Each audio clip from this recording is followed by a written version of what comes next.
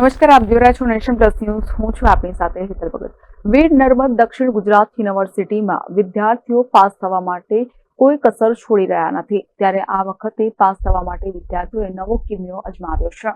વીર નર્મદ દક્ષિણ ગુજરાત યુનિવર્સિટીની મુખ્ય જાહેર પરીક્ષાઓમાં પાસ થવા માટે વિદ્યાર્થીઓ કોઈ કસર છોડી રહ્યા નથી.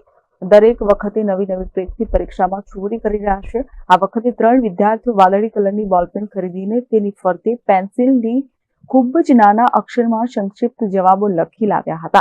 સામાન્ય રીતે જોઈ શકાય નહીં એવું ન હતું, જેમાં ઝાંખું અને સ્પષ્ટ દેખાતું હતું. ઉપરાંત લખાઈ જાય પછી વિદ્યાર્થીઓ બોલપેન પર હાથ ઘસીને લખાણ ભૂંસી દેતા હતા. જોકે વિદ્યાર્થીઓની આ નવી ટ્રીકને યુનિવર્સિટીની ચતુર્ચાલક ફ્લાઇંગ સ્ક્વોડ પકડી પાડી ગેરરીતિ થતા અટકાવી હતી.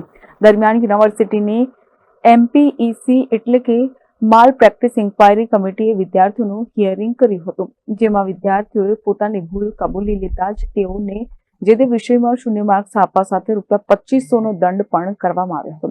ફ્લાઇંગ સ્ક્વોડના સૂત્ર કહે છે કે વિદ્યાર્થીઓની ગેરરીતિ કરવાની ટ્રીકો ખૂબ જ બદલાઈ રહી છે, પણ અમે કડક દેખરેખ રાખી રહ્યા છીએ. યુનિવર્સિટીએ તમામ કોલેજોને આ પ્રકારની ટ્રીક માટે આગાહી કરી સાવચેતી રાખવા સૂચના આપી છે. ખાસ કરીને પરીક્ષા દરમિયાન પેન અને સ્ટેશનરી ચેકિંગની પ્રક્રિયા વધુ મજબૂત બનાવાશે. Bureau report, Nation Plus News, Surat.